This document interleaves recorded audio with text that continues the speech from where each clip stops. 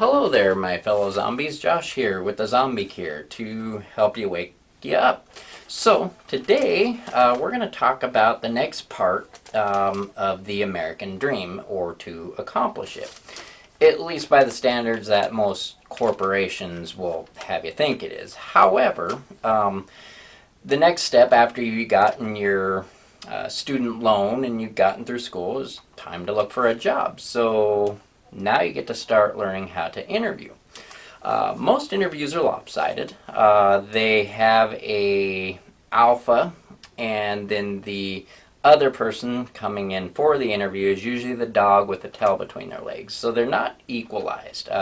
They're built for the company and not for you. Now, when you go in for an interview, the life hack here is you want to be prepared for that interview, but they need to impress you just as much as you need to impress them.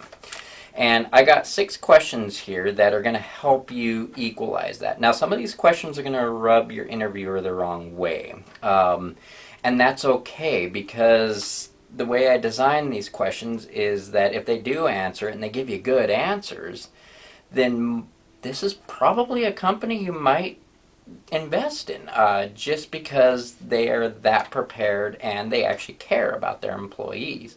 Because if you think about it, you're going in for a job interview to make money, so you're trying to impress that person so they give you money in return.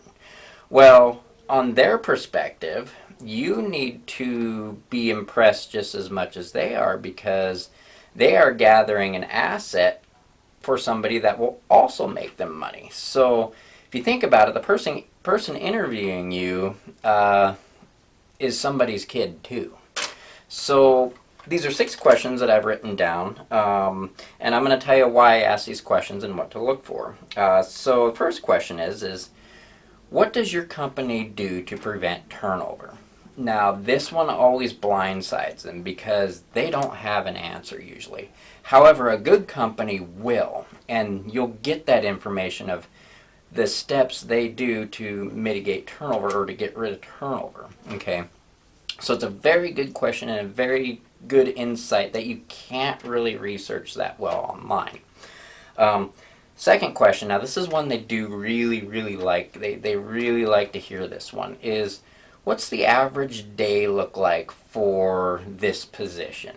Okay, so what you're looking for here is a quick answer. You're looking for them to tell you exactly what happens during the day. Now, the reason you want to ask this question is very simply put, is you want to make sure that that job description matches the ad that brought you into the interview in the first place. Because a lot of them, it sounds too good to be true, or it sounds like a really good job, but really it's a way to turn you into a salesperson or a what I call a rowboat, or somebody who just is going to be overworked and underpaid. So it's a very good question to figure out if that matches the actual description of the job before you came in.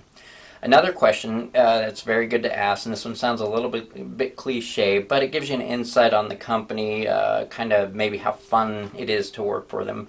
Ask them, what is the culture like here? And give me a couple examples of that culture. Now, don't just ask what the culture is like here, because about 80% of them are going to lie to you as well.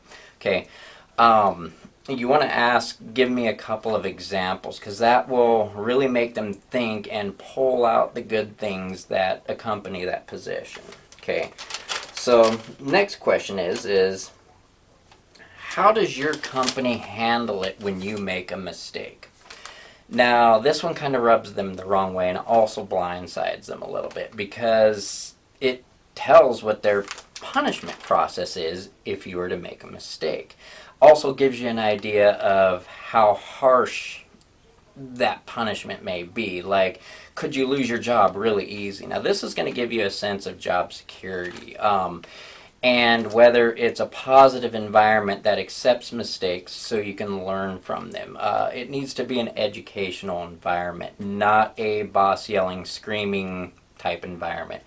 And this question will force them to answer. Any question you ask that's going to blindside them, they really have no choice but to answer honestly, because if they pause too long and they have to think about it, that's a small red flag that you might want to pay attention to.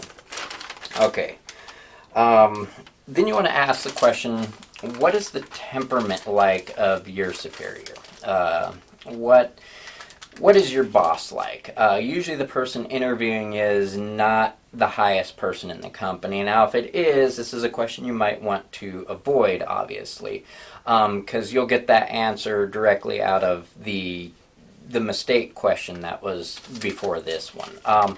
It's another kind of blindsided question because they don't like to talk negative about their boss. So this will kind of give you a heads up on the temperament of who you're going to be working for, which will really help you out. And then the last question, you need to show that you're interested in the company. So that's going to be up to you and the research you have done for that company before you took the interview. So research the company before you go there.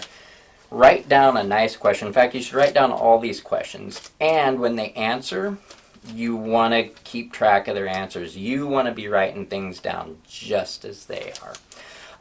Later on, after we get through the whole Zombie Cure 101, I am going to talk about some interview questions that they ask you that might be a red flag or bad interview questions. We'll have some fun with that one later.